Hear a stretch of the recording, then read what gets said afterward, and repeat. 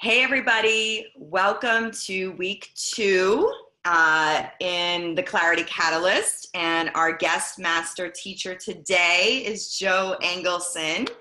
And for those of you who don't know Jo, she is the owner and founder of Gratitude Trainings. She is the author of Source Movement, and she is committed to seeing world peace in her lifetime, and I join her in that commitment. And side note, she's my best friend. She's my bestie. Just saying. Yeah. Just saying. So welcome. I'm so excited to have you be a part of this amazing journey with me. And today we're going to be kind of diving into no judgment, which is all about, this is week 2. But the reason why I wanted to bring you here today, number one, because I love you. But number 2, because I think around the subject of no judgment, a lot comes up around forgiveness, right? So there's all this judgment of somebody else, and then there's this possible opportunity to forgive. But you have this amazing perspective around judgment, around forgiveness, that has given me so much freedom for myself. Also, as a coach, I often kind of quote you in the way that you lay this out. And I'm just so excited to share this perspective and more with our students today. So forgiveness, what's your take on that one? Well, I think first off, and this kind of ties into the subject of judgment too, is first we got to kind of start looking at what our belief systems are. So we all know we have our stories and belief systems, and we think certain things, which is where judgment comes in, because judgments usually is because you think it should be another way. Yeah. So it's just you thinking something should be different than it is, right? And so then you have other people thinking that it should be another way, and now there generates this judgment and conflict and all this stuff. But it's really all based on what we think it should be, and that we're right on some level. So given that, it brings it to awareness. So like, how aware are we of our thoughts and beliefs and stories, and how can we start becoming aware and neutralizing it? And once we become aware, we actually start, now here's where forgiveness come in, because then we realize that, can you hear the cat? The cat's like, meow, forgive me. So we realize that once we become aware, we start realizing that there really isn't anything to ever forgive. Okay, so that's crazy, because the world is rough, and we all come from, most of us have rough things that have happened in our lives, and we have things that we get mad at ourselves for, or we get angry and mad at other people, and we think that, oh, I need to forgive them. Now, the reason I say there's nothing to forgive is because I firmly believe that everyone is doing the best they can, giving the awareness and their stories, or, their awareness where they're at. Yeah. So given that, if someone's really doing their best, but it's not good enough for you, then how could you really, there's nothing to forgive, because either they think they're doing the best they can, or they might not even think they're doing the best they can, but given their awareness level, based on the results, they're doing exactly just what they can do. Yeah. So, we could take the example of, let's say your husband is an alcoholic and he's mean all the time. Mm-hmm. And you're like, oh, I gotta, or maybe you've even left him at this point. And it's like, I gotta forgive him. I'm holding so much, I gotta forgive. But really, what it boils down to is not forgiveness. It boils down to compassion for where he is. Because we're so righteous about, like, well, he should know better. You should know better. I should know better. It's perfect when it comes to our own forgiveness all the time. So the loophole, the forgiveness loophole, really boils down to there is nothing to forgive. Okay. No, and if you look at the word too, like forgive, it's like giving forth. So it's really about giving forth through love and compassion and your acceptance. And forgiveness is really more about acceptance. Okay, that was my next question. So Of here's course a it was. great and statement too around acceptance, right? Which is really interesting. My mom, who you know very well, and when you were saying alcoholic, so her father was an alcoholic, and he was her perpetrator. She was a child of incest from ages 8 to 12, right? So she grows up, does her healing work, right? And she's in a obviously wonderful place in her life and has written this great book on how to heal your life, right? And when you ask Donna about I love Donna. you know, she'll say, well, I'm in complete acceptance of what has happened. And she just said to me, she goes, he never asked me for forgiveness. So it wasn't even something to forgive. I'm not sure if I would love to share this perspective with her, like that it couldn't have been any other way. And I know that she knows that because I remember when the last time it happened, when she was 12, he called her his own name, Donnie, which he was called as a child, right?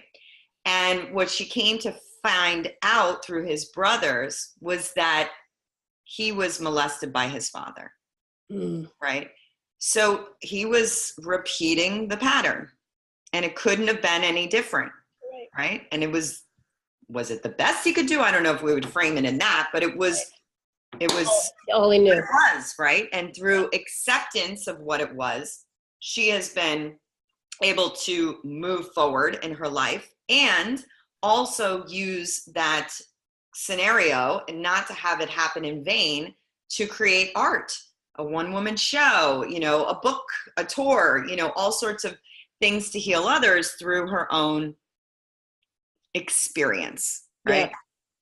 So I think acceptance is really where the work comes in, and being in acceptance of what has happened and looking, as you say a lot, and what I've been sharing them with this week is all events are neutral. So I'd love for you to touch on that a little bit more, because that teaching came directly from me going through the trainer forum teachings and the gratitude training. So can you touch a little bit more on all events are neutral? Because I think that this is a piece of coming to a place of acceptance, awareness, and so the the concept of all all events are neutral is because, I mean, we can look at it from this way, like, do you go to the gym or do you do any exercise?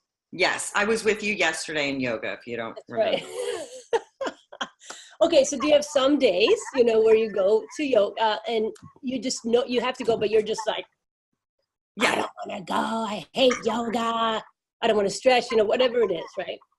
And then do you have other days where you go to yoga and you're like, I'm so excited to go to yoga? Totally. Okay, so it's how you're framing yoga, but the yoga in and of itself is neutral. Right. Because you can frame the mind to a certain thing, however it is. So in some cultures, it's like a celebratory event when someone dies. Right, I shared that example. It's like the worst thing that ever happened. Yep. So death in that particular example death is neutral. It's how we interpret it, how we frame it. Yes. Based on our, whether it's upbringing, belief systems, cultures. I mean, it's like everything plays into this framing and on some level judging, Sure. how we judge any given situation. Yeah. So when you start saying that something is neutral, it's really difficult when it comes to the harder parts, like someone being raped. Like, how can you say that this is neutral, right? And that gets tricky, but the rape is the rape, and it happened in an instant, and whatever happens after it is all what is happening, obviously, as a result of it, but it's all our belief system. So some people might take this and, create amazing results in writing books and helping other victims and all the stuff, and like actually be empowered by it. Some people may be in anger and I got to forgive, or I got to do something all the time. And it's just like their life is a misery because of it. Yep. That's why you almost have to even say that event is neutral, because you can create any story around anything. Now, Yes. saying that it's neutral does not mean that you're saying that it's a good thing. You know what I mean? So that's the neutral is just, it's just neutral. Yeah. And people have a hard time with that, you know? And another thing, this is a really good tool to support you in having something start becoming neutral. And so I actually talk about this in my book. A lot of times we collapse an event with how we're feeling about it, okay? Our interpretation about it. So we'll be like, my father beat me, therefore I hate men. Or like, therefore I can't have a relationship, like I can't find the right guy because my father beat me. Okay, so you're holding it as a collapsed thing because, you know, you're becoming sort of the victim here because he did this, I can't, you know, get my shit together on some level. Okay, so I have this tool that's called, it's called the because and tool. And really all you do is you replace because with and. And so I'm going to say the same thing now and just hear the difference that it creates. So my father beat me, and I cannot create the relationship of my dreams. Okay. Now you've separated them. And now the responsibility of you not creating the relationship of your dreams is falling on you. Right. And it's still true that he beat you. So most people think that the moment you like, the moment you say like, taking out the blame. It's yes, taking out the blame and it's putting in your own responsibility and accountability. exactly. Because if you're holding it together, collapsed, and let's say you meet the man of your dream and it's actually working out, but you have it collapsed, you meeting that guy suddenly in your unconscious negates that you were ever even abused by your father or beaten, because they don't match. Right. So you have to uncollapse them, and you have to go like, this was then, this was so, this is now what, you know? And then kind of, otherwise you won't be able to ever even find that relationship without uncollapsing it. And the because and tool is such a simple way of doing that. I mean, it's just like, you know, I was late for class because my teacher is an a-hole. That sounds like my son. Yeah, but then it's this. I was late for class and my teacher's an a-hole. Now I'm still late for class. Yeah. You know what I'm saying? Like, it's on me now. Yeah, use that with your son. Like, I'm literally, that came out of his mouth on Thursday, and he was such a Weisenheimer. He wound up in the dean's office. I was with you when this happened. Remember? Oh, right. Because he thought it would be funny to write his name huge on the board, smirk at the teacher, and for the first time in his whole high school career, he wound up in the dean's office. And when he got home, he said, I was late to class because my teacher's an a-hole. I'm like, no. Oh my God. And you know what? And here's the thing, a lot of parents in that situation will be like, you know, like, it does, like, there's no way of coaching him, because if you don't collapse the two, they're still going to hold the teacher responsible. Right. Or uncollapsed too. So you have to literally be like, okay, I get it. Your teacher's an a-hole. Got it. Your teacher's and you were late. So let's talk about you being late. Yes. Has nothing to do with the teacher. Right. Know? Like, I'm acknowledging that I am with you on your teacher, and you were late. Let's hope his teacher's not watching this right now. I don't think so. He's an a-hole. Because, yeah, if he was, he wouldn't be that anymore. Exactly. He would be in transformational training. Oh my God, I love it. So, about judgment. Yeah, back to judgment. The other thing that I think is really interesting is when we start judging others, right? And so I think an interesting tool is to do an exploration of, all of a sudden somebody comes into the movie of your life, right? And maybe they are, you know, picketing against, you know, being for the environment, right? They think that they're like thinking that global warming is total BS and that we're all crazy. And this just like creates this reaction, right, in this person. So we get annoyed by people often. Other people's behaviors cause us to be very reactive often. Yeah.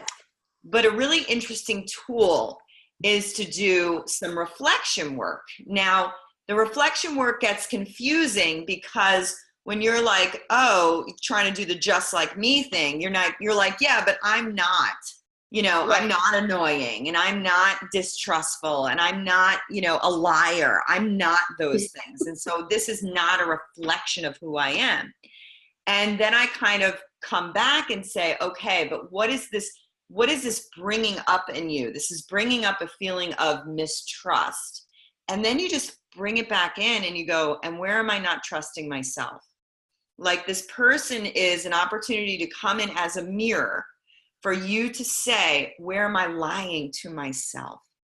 Where am I not trusting myself? And in that instant, usually we can find something. Yeah, totally. What do you think? How do you work with that? Like that's something that I've been practicing lately. I've just been going like right here. I'm not going to give a million examples, but for you, like if somebody's triggering you, like how do you, cause Joe and I are Olympic gold medalists at dropping the rope, like the power of letting shit go. Like we don't allow things to really get in our space for very long because we're very interested in creating world peace in our lifetime. Yes. And that kind of like, gets in our way of that. So what are some of your tools when somebody's triggering you? It's interesting first that you talked about like the mirror. You kind of talked about the mirror versus using what you see in introspection. Yeah. So sometimes the mirror, I can't remember which author said this, but it was like people come into your life for 3 reasons. One is like they're a mirror, for you to see you. The second, person might be here to teach you something. And then the third one is they're just an extra in your movie. Ah, I like that. Right? Okay. So that's one way of looking at it. Like, okay, what opportunity is this person for me right now? Is this an opportunity for me to practice compassion, forgiveness? There you go, forgiveness. Whatever it is, what acceptance, all of it. Like, is this an opportunity? Tolerance. Because everything is an opportunity. Because I believe that like life is a game. So if you see that life is a game and this person comes up and really triggers you and like, then it's more of a, wow, I'm triggered. How do I choose love? How do I choose peace right now? How do I, look at like, what is triggering me? And a lot of times it's going to be something related to our past or our family or, something that is a memory of something else. And it brings it back to awareness again, because the awareness has you be able to stop and go, look, like, hello, okay, what is this? And then choose. And then whatever choice you make, you execute that. Yes. So that's like the ultimate awareness tool. Yeah. That every week in this course, I'm giving them live withs. Last week was no expectations. This week is no judgment. But like the umbrella tool of self-awareness, right, is stop. Yeah. Look at the expectation you're having. Look at the judgment you're having.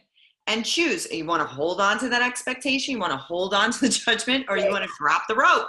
Yeah, and replace it with peace or acceptance, or this is a gift. I get to practice patience. My patience sensei is in the movie of my life right now, right? Yeah, and it's the only way to begin to respond to life rather than react to life.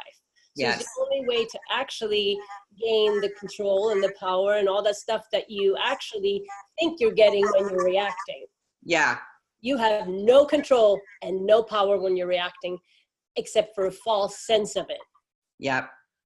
And I think it's important for, my students to know and your students to know that, just because we practice this, right, we still have those days. We still have moments where the reaction comes up. Like, I believe that until you are a completely 100% enlightened being, maybe you're meditating on a mountain 8 hours a day and you don't have a lot of things coming in, but there are days that you and I, we get man down. But I think the difference is if it happened 10 years ago, we'd be man down for the whole day or the week or the month. And now it's like 10 minutes, we get off it.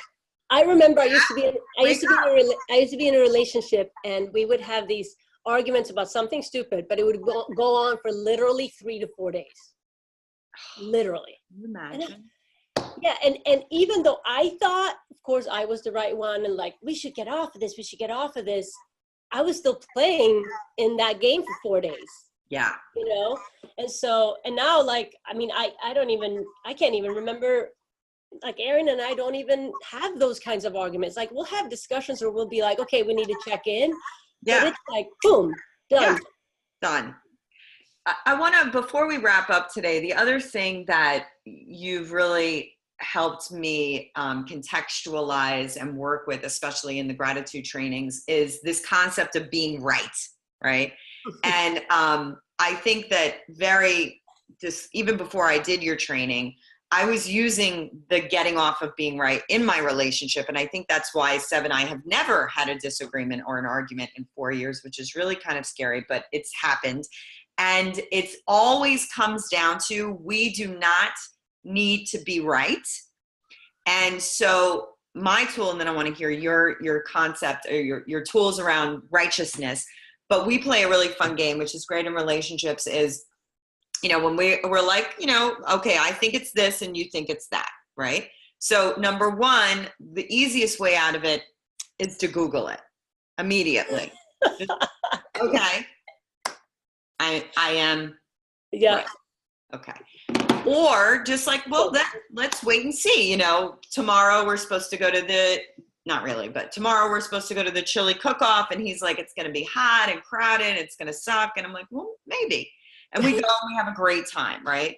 So whenever it comes to pass that one or the other is right, that person gets to do the right dance. And it kind of looks like this. I was right. I was right. Right? I love it. We get to do the right dance, but we don't continuously try to prove our righteousness. And in relationships, that's what I find most people bicker about, is who's right. Yeah. Right? So that's my tool. How do you break down being right? That's it. That's the tool. Right? But like righteousness, like that's the relationship tool, but such a big part of the trainings. Yeah, I mean, it's funny because setting off being right. And when Erin and I met, we were actually both very righteous. And I had done work. And she'd done her work too, but like, she started the trainings after we met. But so in the beginning, there was this thing, like one time we had like an argument whether a tank top was white or cream color. Like, not even realizing that we have different retinas and different color, whatever, you know what I mean? Like, you know, and so we were going, I'm like, it's not. And I would grab other white shirts, compare it, or like, it's cream, it's this, you know, like, it was just insane, right? And then like just a few days later, there's something else. Oh, right. There's a train passing by with a container on it, like a furniture, like where they load stuff, you know, on a train, like a freight train. And I'm like, oh, look at that 20-foot container. She's like, oh, that looks like a 40-foot container. And I'm like, no, that's a 20-foot, you know. And I start going into like, I'm from a furniture family. I've had 3 containers shipped to me from Sweden. Like, I know that it's 20-foot container. That is not a 40-foot container. And she goes, Google it. And I Google it, and we measured it based on like how big it was, because it was like stalled on the train. And I was wrong. And in that moment, I swear to God, since that moment, I have never done that again with her. Yeah. I'm just like, I drop it so fast because it's not worth it. That's the other tool. It's just not worth it. Like, look up the time, energy, because everything is energy that you are utilizing in being right? Yeah. All of that anger and frustration and righteousness, that takes a lot of energy. And so what that energy is being moved away from is creating the life of your dreams, creating world peace, creating your life's purpose. So it's like, where are you putting your energy, guys? It's a form of procrastination, judgment. Yeah. You know, I'm just going to hold on to this judgment all day long so I don't have to write my best-selling New York Times book. Right. You know? And then there's even like another level to it, because on some level, where even by it's not worth it, or like, let's see later. Like there's still a little bit of us that want that need to know whether we're right or not. Yes, there is. One of the things I do with my brother, like we used to have the most righteous relationship too, and he's still righteous, but I have chosen to agree with him at everything he says, right? So he'll be like, I come home from to Sweden, he'd be like, you're so lazy, you're just sitting on the couch all day. I'm like, I know, it's crazy. I'm like the laziest, and I would go so overboard, but it was fun for me because I teach like improv and acting. Like for me, it was like, we're playing a game here, and I really was neutral about it. And in doing so, he would be like, well, you're not that bad. Like seriously, like he would start taking my side. Right. So it's like, rather than the resistance, it's like dancing with what's showing up. And it's like, let people like have it. Who cares? Yeah. Who cares? Yeah. We got bigger and better things to do. Yeah.